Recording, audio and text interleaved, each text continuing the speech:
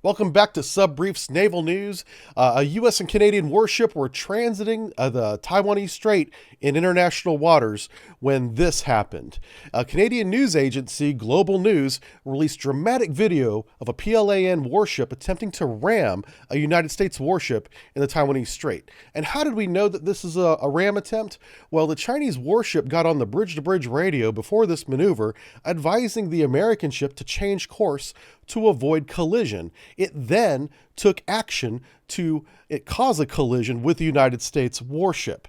The only thing keeping the warships from colliding was the American warship did slow down enough to allow the PLAN warship to cross in front of them approximately 150 yards. Had they not slowed down, there certainly would have been a collision. This was an intentional attempt to ram, and a significant increase in recent escalation of our militaries in that region. Here is another one from just a few days ago before this event.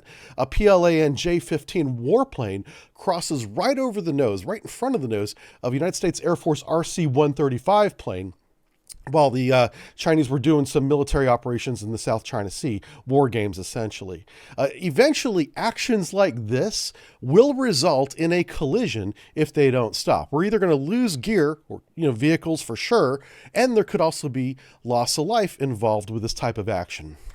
Now, this isn't new. If you go all the way back through the Cold War, the Soviet Union and now Russia have this history of, colliding literally with each other. And in this case, in 2020, the most recent attempt of a Russian ship to collide with one of ours failed in the Arabian Sea whenever they tried to chase down the USS Farragut, an Arleigh Burke class DDG-99. And we simply outran the warship in this case. We're faster than they were. And if you look closely, you can see the XO, he's marching his happy ass out to the stern there to wave his fist at the Russian ship. I love this video so much, especially shows so much character of the American sailors. So this is not new, but this is continuing and it's escalating, but with us in China now.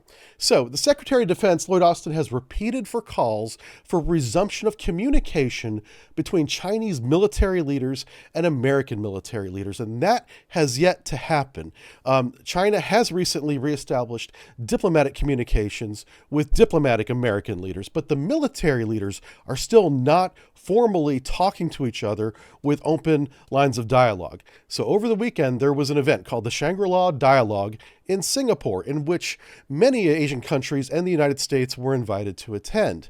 And at that event, Lloyd Austin, the Secretary of Defense, invited his Chinese counterpart to have a discussion about this aggressive behavior and some deconfliction and maybe opening up those lines of communication. He was soundly put down, saying, nope, not going to have any communication, even though the Chinese representatives were right there, even at the same dinner where Lloyd Austin and General Li Shangfu shook hands together. So they were in the same room, greeting each other, but wouldn't have any formal official talks about opening up lines of dialogue. This is very troubling because China feels as if it's empowered to take these kinds of actions without repercussion and not even discuss it with anyone else.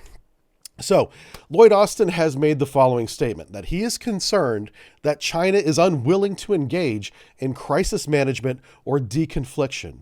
The Department of Defense spokesperson went on to say that they'll continue to seek dialogue with China, as they have been doing, and will continue to improve our relations with our partners in the region.